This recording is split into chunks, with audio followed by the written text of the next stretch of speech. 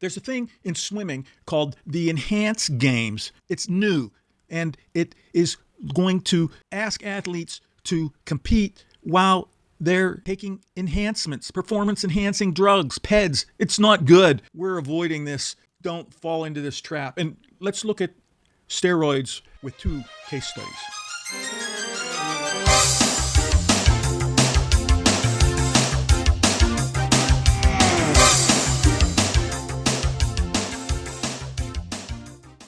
You know, when you hear the word doping, what comes to mind? Probably elites' high-stakes sports, right? Olympians, pro athletes, big money on the line. 69? And that number, that's not some random stat. That is the age of an athlete who just got banned for using steroids. It's a case that has rocked the athletics community, and honestly, it makes you ask some pretty deep questions. Let's open up the case file and see what exactly went down here. Okay, so meet Michael Hooker. He's 69 years old, and he's competing at the U.S. Masters Outdoor Track and Field Championships. He's in the shot put event for his age group, the 65 and over category.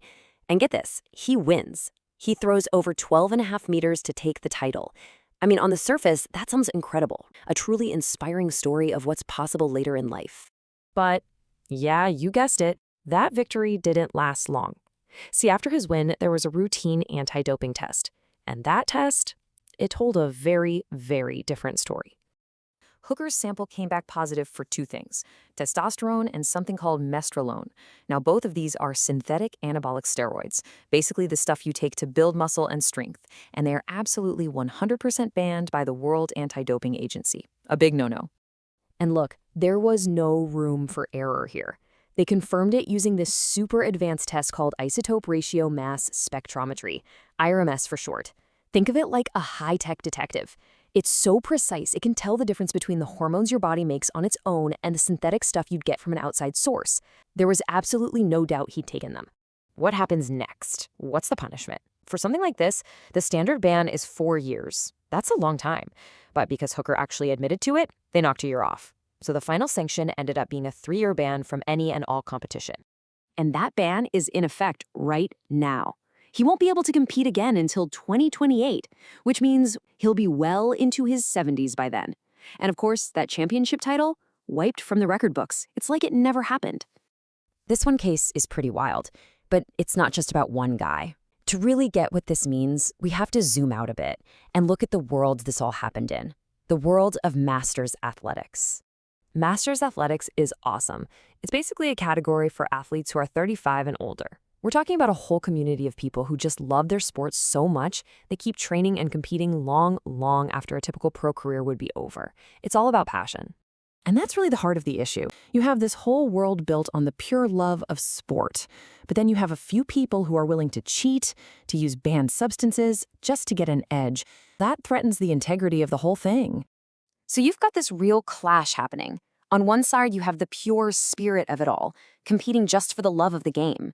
But on the other, you've got this shadow of doping hanging over it, this win-at-all-costs mentality. Even when there's no money or fame on the line, it's a real battle for the soul of the sport. And that really brings us to the biggest question. It's about integrity. I mean, we can kind of understand, not condone, but understand why an athlete with millions of dollars on the line might be tempted. But what about this? When all of that is gone, why would you cross that line? What is it? Is it ego? Is it a battle against getting older? Or is the need to win just so powerful that the rules don't even matter anymore? You know, what happens here in the Masters division really, really matters. It shows us that the temptation to cheat isn't just about fame or money. It's about something deeper, a core issue of fair play that exists at every single level of sport. It proves that the pressure to win, even if it's pressure you put on yourself, can be strong enough to make someone throw their principles right out the window. When the crowds are gone, when there are no endorsement deals, no giant stadiums, and the only prize is a medal and maybe some personal pride, what is it that makes an athlete, at 69 years old, decide to cross that line? What's the real motivation? The story involves exactly $0 in salary. None. There are no Nike contracts. There's no segment on SportsCenter. We are not talking about the Tour de France. We are talking about amateur racing. Which just makes the whole thing significantly more baffling. It really forces you to kind of squint and ask, wait, why? It's a pretty explosive situation that was highlighted by Roadman Cycling. It details a specific incident with a 41-year-old American cyclist who got busted. The headline isn't just that he cheated, it's that he was nailed for doping at a Gran Fondo. Which, just to pause there, is a sentence that shouldn't really exist. Doping at a Gran Fondo. It's, yeah. Right. Now, I know our listeners are pretty savvy. They know their way around a bike lane. But just to set the stage, when we say Gran Fondo, we aren't talking about the tour, but we're also not talking about a leisurely ride to the bakery, are we? No, and that's a crucial distinction. A Gran Fondo is, well, it's technically a mass participation event. Think of it like the Boston Marathon. Right.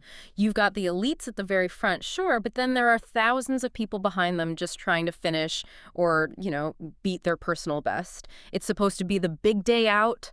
But the culture has shifted, hasn't it? I mean, looking at the context here, this isn't just a bunch of guys in T-shirts. Oh, absolutely not. We're deep in the era of the mammal, the middle-aged men in Lycra. And I don't say that to be mean, but the investment is. Yeah. It's real. You go to one of these start lines now, and you're seeing $15,000 carbon fiber bikes. You're seeing power meters, continuous glucose monitors, aerodynamic socks. It's a total arms race. So it's basically Formula One for dentists. Essentially, it's a pro-am lifestyle. People are hiring coaches, they're analyzing their sleep data, optimizing their nutrition to an obsessive degree. And look, usually that's fine. It's a hobby. But this Case takes that obsession and just drives it right off a cliff. We've got a photo from the event. It's the 2025 Gran Fondo World Championships.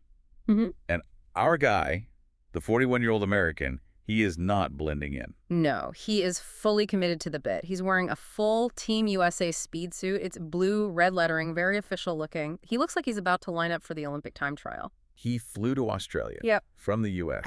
to ride a bike in a race that pays $0. That is the level of commitment we're talking about. And that's exactly why the doping allegation is so jarring.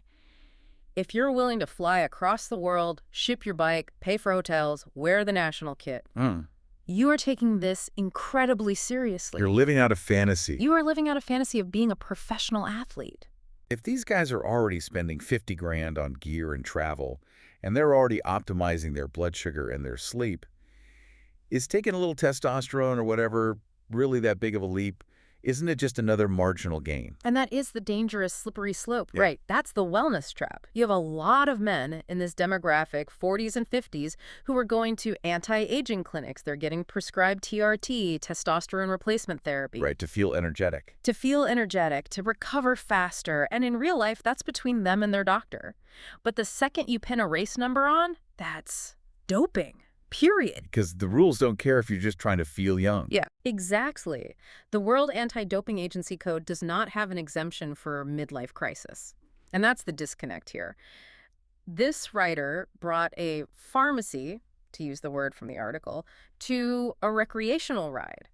He treated his body like a chemistry experiment to beat people who have day jobs. And that leads us to the grim reality of this whole thing. Yeah. Because it's easy to laugh at. It's easy to say, oh, look, another cheater. Sure.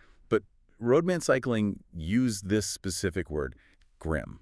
They said the whole situation is just grim. I think it's because of who the victims are. In the pros, if you cheat, you're stealing prize money from another pro. It's business. Okay, it's a job. Here, you're stealing joy. You are stealing a moment from someone who arguably worked much, much harder than you did to get there. The article had this great line about the other competitors. It described them as squeezing intervals in before work, juggling kids, and scraping together the money. That's the reality for 99% of the field. And I want you to just visualize that. Squeezing intervals in. That means the alarm goes off at 4:30 a.m. It's pitch black outside. You're tired because, the baby was crying or you had a late deadline at work. But you get up, you get on that indoor trainer, and you suffer for 90 minutes before you even have coffee. And then you have to go to work. Right. You shower, you rush to the office, you do a full day's work. You're trading childcare shifts with your spouse on the weekend just so you can get a long ride in. It's a constant balancing act. It is a sacrifice. And then you fly to Australia, you line up, and the guy next to you, who looks just like you, has decided to skip all that suffering and just use a needle. That's the grim part. It's the asymmetry of it. Yeah. One person is operating within the constraints of real-life aging, stress, fatigue. The other person has decided those rules don't apply to them. They've brought a gun to a knife fight, but they're pretending it's a fair duel. It creates this massive trust deficit. This is something I hadn't really thought about until reading this piece. It's not just about that one race. It ruins the vibe for everyone, forever. It leaks. That's the term they used. It leaks. Suspicion is like a toxin. It starts at these world championships, sure. Okay.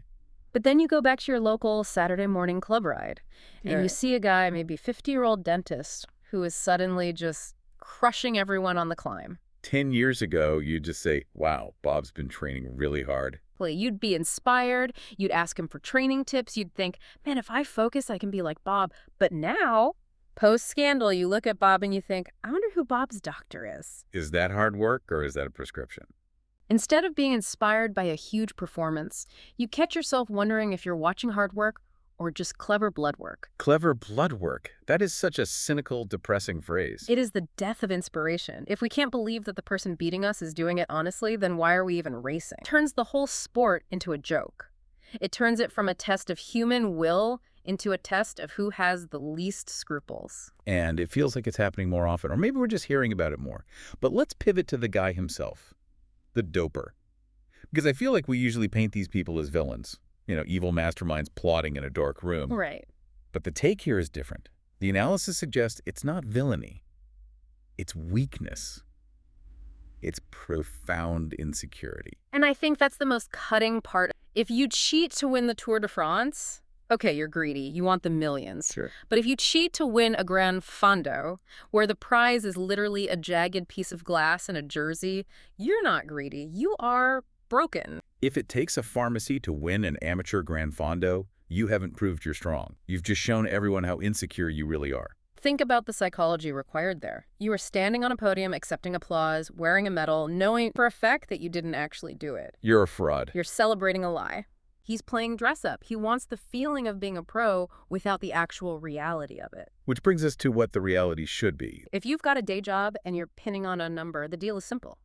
You race with the body you've earned, not the one you've altered. Race with the body you've earned. Because the body I've earned, well, it likes pizza. It has a bad knee. It gets tired after 40 miles. And that's okay. That is the entire point. The body you've earned is a record of your life. It carries your stress, your work hours, your diet, your genetics, your training.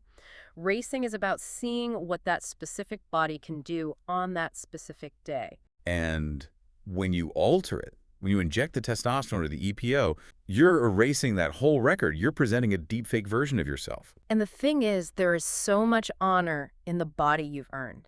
Even if you come in 500th place, if you dragged that body out of bed, trained around your job, and gave it everything you had, that is real. The guy standing on the top step with the altered body, he hasn't won anything. He's just successfully deceived a bunch of strangers. It's funny, we talk about imposter syndrome at work, where you feel like a fraud even though you're qualified. This guy literally manufactured imposter syndrome for himself. He made himself a fraud on purpose. And now he has to live with the fallout. And this is the part people forget. It's not just a ban. In the amateur world, these communities are small. Oh, yeah. Everyone knows everyone. The local bike shop knows. The weekend group ride knows. You become a pariah. You aren't just the guy who got banned. You're the guy who thought he was better than everyone else but was actually just cheating. You lose your riding buddies. You lose the respect of the people you see every single weekend. Is it worth it? I can't imagine it is. But it just shows how powerful that drive for status is, even in a hobby. It's interesting you mentioned status, because I want to zoom out a bit. Yeah. We're seeing this in cycling, but isn't this happening everywhere? We have people using AI to cheat at trivia nights, people faking times in marathons. It feels like there's this cultural refusal to just be average. That's a huge part of it. We live in an optimization culture. Everything has to be hacked. You hack your productivity, you hack your diet, you hack your sleep. Biohacking is a billion-dollar industry, and we're told constantly that we shouldn't accept limitations, don't settle for feeling tired, unlock your potential. So when does unlocking your potential cross the line? I mean, if I drink 5 espressos before a race, I'm hacking my energy. If I take a prohibited substance, I'm doping. But the mindset is kind of similar, isn't it? I need an external boost. The mindset is similar, but the ethics are different. Caffeine is part of the accepted social contract of the sport. We all agree coffee is fine. Okay. We all agree steroids are not. When you cross that line, You are breaking the contract you made with every other person on that start line. You are saying, the rules don't apply to me. I am more important. And that brings us right back to that grim feeling. It's the arrogance of it. The arrogance of the 41-year-old in the speed suit thinking he deserves the win more than the guy squeezing in intervals at 4 a.m. It's a theft of validation. You are stealing the applause meant for someone else. So where does this leave us? If you're a listener, maybe you're a cyclist, maybe a runner, or maybe you just play in a rec softball league. What's the takeaway here? Is everyone cheating? Should we be suspicious of everyone? God, I hope not. No. I think the takeaway is actually to double down on the value of authenticity. In a world that is increasingly fake photos, fake news, fake bodies, there is something radically rebellious about just being real. Raising with the body you've earned. Being proud of what you can do without the shortcuts. If you can only hold 200 watts, but they are your 200 watts, own them. That number belongs to you. The dopers' numbers, they belong to a lab. And I think there's a comfort in that, knowing that the struggle is the point. The fact that it's hard to fit the training in, that's what makes the finish line meaningful. If it was easy, if you could just buy a pill and win, the medal would be worthless anyway. The value comes from the friction. It comes from the difficulty. When you remove the difficulty, you remove the value. So to the 41-year-old American who flew to Australia to dope at a Gran Fondo, congratulations. You played yourself. You spent thousands of dollars to prove that you didn't believe in yourself. And you reminded the rest of us why doing it the hard way is the only way that matters. It's a sobering story, but a necessary one. It's a check engine light for our own competitive egos, you know. Forces us to ask, what am I actually chasing here? The shiny object. Or the person I become by chasing it. We are barreling toward a future where optimizing ourselves is just the norm. Ozempic for weight loss, TRT for energy, maybe Neuralink for our brains eventually. At what point does the legitimate pursuit of a personal best turn into a refusal to accept who we actually are? Are we trying to be better versions of ourselves, or are we just terrified of being human? Here's today's fortune statement. Failure is a great opportunity to learn and is not reflected simply in losing. Sit with that for a moment. This isn't something to rush past. It's a thought to carry with you until our next episode. Ask yourself where this shows up in your training, your coaching, or your daily life. Then take it one step further.